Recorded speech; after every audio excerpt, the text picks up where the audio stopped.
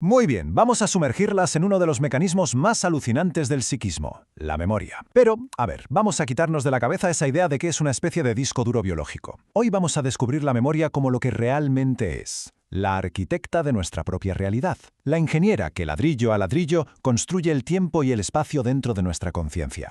¡Empezamos! La metáfora de siempre, ¿no? La memoria es como un almacén, una biblioteca gigante donde guardamos experiencias y luego vamos a consultarlas. Pero, ¿de verdad es un sistema tan pasivo? ¿Un simple contenedor de datos? ¿O está pasando algo mucho más activo, mucho más fundamental ahí dentro? Pues la respuesta es un no, pero un no rotundo. La memoria no se limita a guardar cosas, lo que hace es ordenar esos datos, los estructura y se los va dando a la conciencia para que pueda funcionar.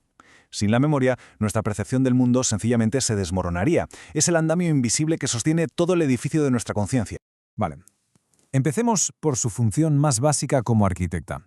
Antes de ver cómo se graba un recuerdo, es fundamental que entendamos para qué sirve en primer lugar. Y su propósito principal es construir nuestro sentido del tiempo y del espacio.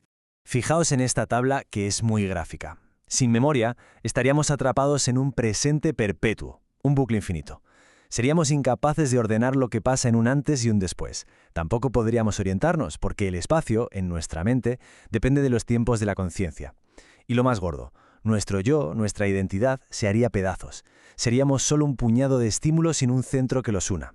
Esta frase lo clava. La conciencia necesita un flujo constante de datos, de estímulos, para mantener su propia forma. Si le quitas los estímulos de fuera, imaginaos estar en una cueva oscura y en silencio, la memoria se pone a trabajar. Empieza a sacar sus propios datos de archivo para evitar que la estructura del yo se venga abajo. Es un mecanismo de pura supervivencia psíquica. De acuerdo, si la memoria es una arquitecta, ¿cómo elige sus ladrillos? ¿Qué hace que un momento se nos grabe a fuego en la mente y otro, en cambio, se esfume sin más? Vamos a ver las claves de este proceso de grabación. A ver, esto no es para nada aleatorio. Un estímulo muy intenso se graba con más fuerza, o cuando la información nos entra por varios sentidos a la vez. La repetición, bueno, esto lo saben bien los estudiantes, es clave. El contexto también. Un dato se fija mejor si lo anclamos a una situación. Pero ojo, que es curioso, la falta total de contexto, algo completamente nuevo y sorprendente, también se graba con muchísima fuerza. Y por supuesto, una señal limpia, sin ruido de fondo, se registra mucho mejor. Y aquí llega la paradoja. La repetición es una herramienta potentísima. Sí, pero tiene un límite.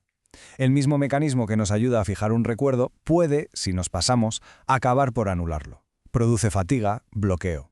El ejemplo perfecto de esto es la publicidad.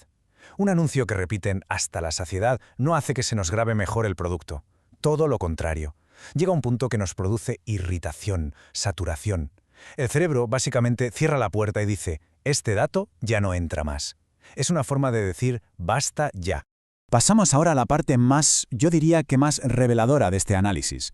Ya sabemos que la memoria graba datos y nos da una estructura. Pero, ¿cómo recuperamos esos datos? ¿Cómo funciona el acto de recordar? La respuesta seguramente va a desmontar muchas de las ideas que teníamos. Primero, vamos a definir un término clave: evocación. Esto no es cuando un recuerdo nos viene a la cabeza sin más. La evocación es un acto intencionado. Es nuestra conciencia yendo a propósito a la memoria a buscar una información.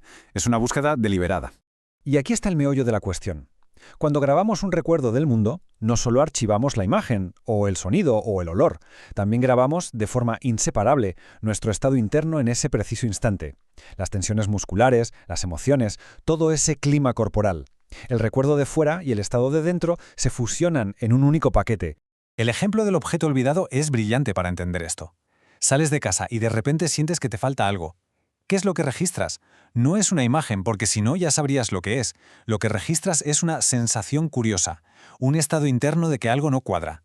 A partir de ahí empiezas la búsqueda. Pero no buscas imágenes al azar. Intentas recrear el clima interno de lo que falta y dejas que esa sensación vaya disparando imágenes.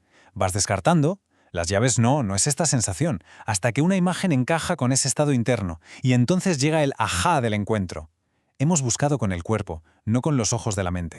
Claro, un sistema tan complejo como este, pues a veces tiene sus fallos, sus glitches. ¿Qué ocurre cuando este mecanismo tan delicado de grabar y evocar comete errores? Vamos a ver las consecuencias. Aquí tenemos dos de los más comunes.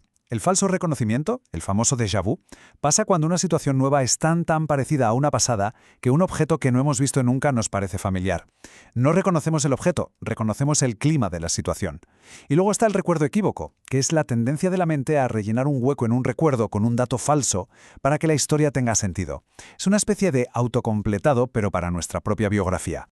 Y esto nos lleva a una pregunta fundamental sobre la memoria y las emociones. ¿Qué pasa con los recuerdos que están ligados a un dolor muy grande? ¿Por qué a veces parece que se borran y otras veces nos persiguen sin parar?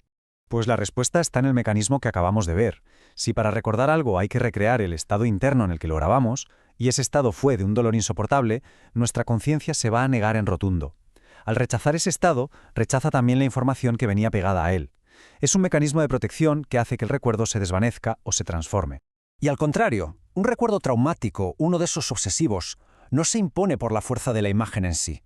Su poder está en la brutal carga climática que arrastra. Es el estado interno, la emoción, lo que invade la conciencia como un tsunami, llevándose la imagen por delante. La imagen, en realidad, es solo el vehículo de un estado que nos resulta insoportable. Y con esto llegamos a una reflexión final para darle una vuelta.